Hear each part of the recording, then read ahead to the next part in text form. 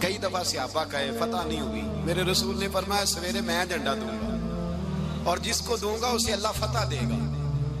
حضرت سیدنا ابو ہریرہ کہتے ہیں میں نے کان میں پوچھا، میں نے کہا حضور وہ کون ہے جس کو آپ جھنڈا دیں گے؟ چلے مجھے کان میں بتا دیں وہ کون ہے۔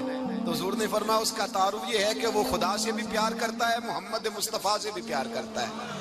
حضور کوئی ایک تعارف اور، تو حضور نے فرمایا خدا رسول بھی اس سے بڑا پیار کرتے ہیں۔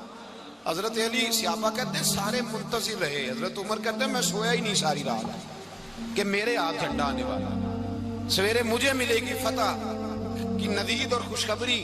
فرماتے ہیں میں سویا ہی نہیں۔ حضرت علی سے پوچھا آپ کدھر تھے؟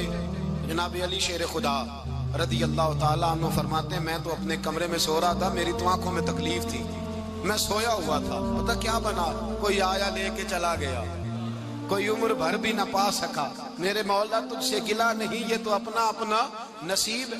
حضور سید عالم صلی اللہ علیہ وسلم نے فرمایا این علی ابن ابی طالب، علی ابن ابی طالب کو بلاؤ۔ حضرت علی رضی اللہ تعالیٰ عنہ آئے تو آنکھوں کے اوپر ہاتھ رکھے ہوئے کہ یا رسول اللہ میری آنکھوں میں درد ہے۔ فرمایا ہاتھ پیچھے کر، اللہ نے تیرے ہاتھ پہ فتح لکھ دی ہے، پیچھے کر ہاتھ۔ حضرت علی کہتے ہیں حضور نے لعاب دہن لگایا میری آنکھوں پہ، مجھے پہلے سے بھی زیادہ بہتر نظر آنا شروع ہو گیا۔ حضرت علی شیر خدا ایک ہاتھ میں تلوار، ایک ہاتھ میں 40 گز اونچا تھا خیبر کا دروازہ اور 40 گز چوڑا تھا۔ حضرت علی شیر خدا کہتے ہیں میں اللہ اکبر کے نعرے لگاتا میدان میں گیا، اللہ اکبر کے نعرے۔ میں رسول اللہ کا بھیجا گیا تو میں شان سے گیا کہ میں نے سیدھے ہاتھ میں تلوار تھی، الٹے ہاتھ سے پکڑ کے میں نے 2-3 دفعہ دروازے کو ہلایا اور اللہ اکبر کہہ کہ جب میں نے پھینکا تو 40 گز دور جا کے گرا۔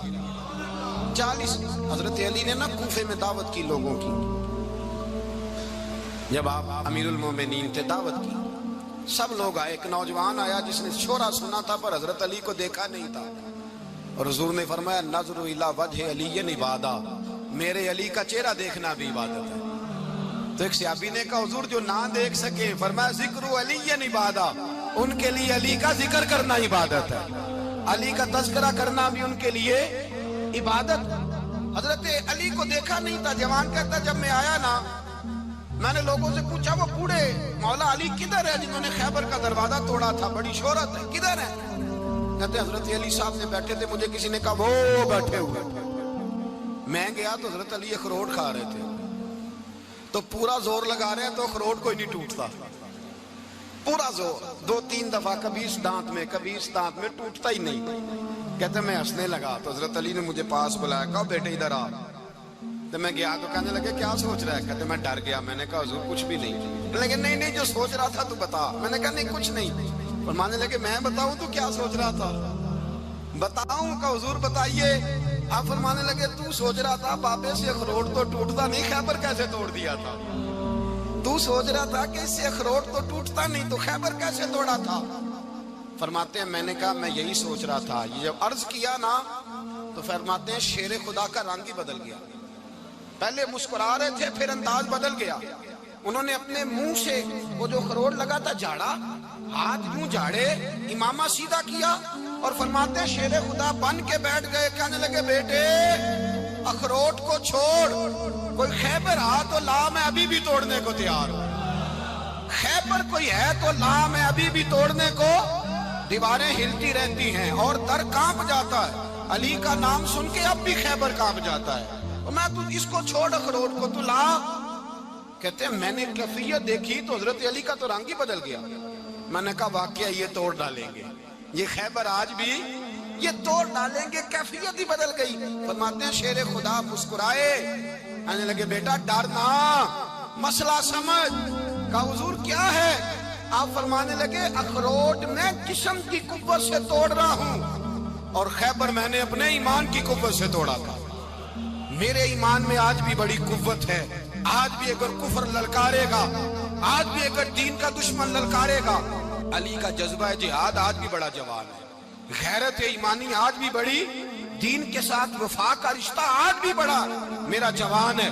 تو بتا کوئی خیبر توڑنا ہے تو حضرت علی شیر خدا، ہر جگہ قربانی حضرت علی کی، جب مدینے میں نا حضور نے سب کو انصار اور مہاجرین کو بھائی بھائی بنا دیا تو حضرت علی چپ کر کے کھڑے ہیں. حضور نے فرمایا کیا سوچ رہے ہو؟ کہا حضور مجھے بھی تو کسی کا بھائی بنائے نا. حضور نے فرمایا انت اخی فی الدنیا والآخرہ، تو دنیا میں بھی میرا بھائی ہے، آخرت میں بھی میرا بھائی ہے. امام راضی نے لکھی ہے ایک بات، بڑی عجیب بات لکھی. امام راضی کہتے ہیں زمین پہ نبی پاک نے حضرت علی کو بھائی بنایا تھا تو آسمانوں پہ جبریل امین نے حضرت میکائیل کو بھائی بنا لیا. تو رب کریم نے پوچھا کیوں بھائی بن گئے ہو؟ کہا تیرے محبوب کا جلوہ دیکھ کے بن گئے. اس رات نبی پاک صلی اللہ علیہ وسلم ہجرت کر کے آئے نا، ایک کو حضور نے ساتھ لے لیا، امیر المومنین حضرت ابو بکر صدیق. ابو بکر دا پہلا نمبر کس کا ہے؟ دوسرا، تیسرا، چوتھا. یہ سبق بچوں کو یاد کرائیں. اب ہمارے لوگ مسئلے بھی قوالوں سے پوچھنے لگ گئے، فتویٰ بھی قوال کا چلتا ہے، اللہ ہی خیر کرے. حضرت ابو بکر صدیق کو حضور نے ساتھ لے لیا ہجرت کی رات، اور مولا علی شیر خدا کو بستر پہ سلایا. رستے میں بھی بڑا خطرہ تھا پر بستر پہ اس سے زیادہ خطرہ تھا، اس لیے کہ جب چادر میں لپٹا ہوا کوئی شخص ہے تو کسی کو کیا پتا کون ہے. اگر آ کے وہ پردہ نہ ہٹاتے ایسے ہی قتل کر دیتے تو کیا پرسانے حال ہوتا، کچھ بھی نہ ہوتا. امام راضی کہتے ہیں رب کریم نے فرمایا جبرائیل میکائیل تم دونوں کہتے تھے ہم بھی بھائی بھائی بن گئے ہیں، بتاؤ تم میں سے کوئی ایک دوسرے پہ جان قربان کرے گا جان؟ فرشتے خاموش ہو گئے. تو رب نے فرمایا اب نیچے ذرا جلوے تو دیکھو، علی میرے رسول پہ جان قربان کر رہا ہے، جاؤ دیکھو نا جا کے جلوے، تم تو بھائی بھائی بنے تھے.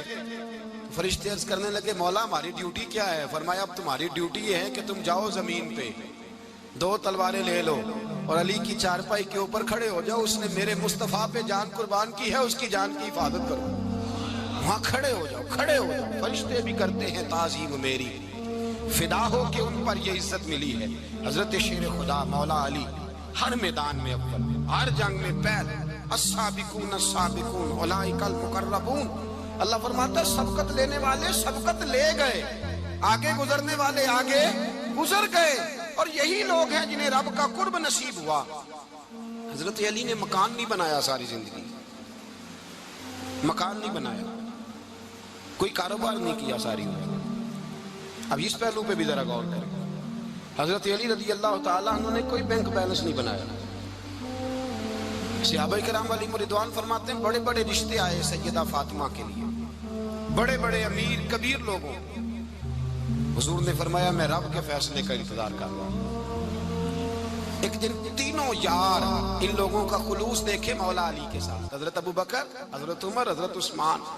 حضرت علی ایک یہودی کے باغ میں مزدوری کر رہے تھے تو وہاں گئے اور جا کے کہا علی تو حضور سے سیدہ فاطمہ کا رشتہ کیوں نہیں طلب کرتا؟ تو حضرت علی کہنے لگے بھائیو نہ مکان ہے، نہ گھر ہے، نہ کچھ ہے، رشتہ کیسے مانگ لوں؟ کہا تو جا تو صحیح، ہمیں تو لگتا ہے رسول پاک تیرا انتظار کر رہے ہیں. مولا علی شیر خدا کہتے میں گیا اور جب میں حضور کی بارگاہ میں گیا تو انہوں نے مجھے تیار کر کے بھیجا، مجھے لفظ بھی سکھائے کیا کہنے ہیں. لیکن جب میں وہاں پہنچا نا تو میرے اندر طاقت ہی ختم ہو گئی بولنے کی. سلام لے کے تو حضور کے پاس بیٹھ گیا. حضور نے فرمایا علی کیسے آئے ہو؟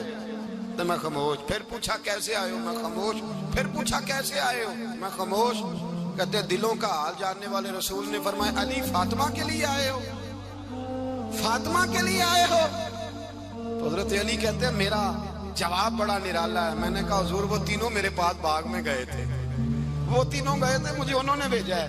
کہتے رسول پاک مسکرا دیے، فرمایا علی انہوں نے نہیں تجھے بھیجا، رب کریم نے فاطمہ کا تیرے ساتھ نکاح کر دیا ہے، تیرے لیے فیصلہ ہو گیا ہے، فاطمہ کا تیرے حق میں فیصلہ ہو گیا. حضرت علی سیدہ فاطمہ کو بیاہ کے لے گئے تو حضرت زید بن حارثہ کے مکان میں کوئی مکان نہیں. او بھائی تو دولت دیکھ کے بیٹی کی شادی کرتا ہے، سرمایہ دیکھ کے پھر دعا کراتا ہے، دعا کریں اللہ میرے داماد کو ہدایت دے دے. میرے رسول نے بیٹی کی شادی کی تقوی دیکھ کے، پرہیزگاری دیکھ کے، دینداری دیکھ کے اس شخص کو بیٹی دی جو السابقون السابقون کے درجے میں شامل، جو ان الذین آمنوا وعملوا الصالحات اولئک هم خیر البریہ کے درجے میں شامل، ان کو اپنی بیٹی دی. حضرت علی شیر خدا رضی اللہ تعالیٰ عنہ فرماتے ہیں کہ سیدہ فاطمہ الزہرا کو میں بیاہ کے لایا، سارے گھر کے کام حضرت فاطمہ نے کیے. میں مزدوری کرتا 2 گھنٹہ یا 1.5 گھنٹہ، زور سے عصر کے درمیان کام کرتے. 2 کلو کھجوریں ملی تو مولا علی نے اٹھا کے اپنی کمر پہ رکھی، باغ کا مالک کہنے لگا علی تھوڑا کام اور کر لو. فرمایا 2 کلو ہو گئیاں بڑی ہیں, 1 کلو میرے بچے کھائیں گے, 1 کلو مدینے کے غریب بچے کھائیں گے. تو کہا علی کل کیا کرو گے؟ فرمایا کل جو رب زندگی دے گا وہ روزی بھی دے گا.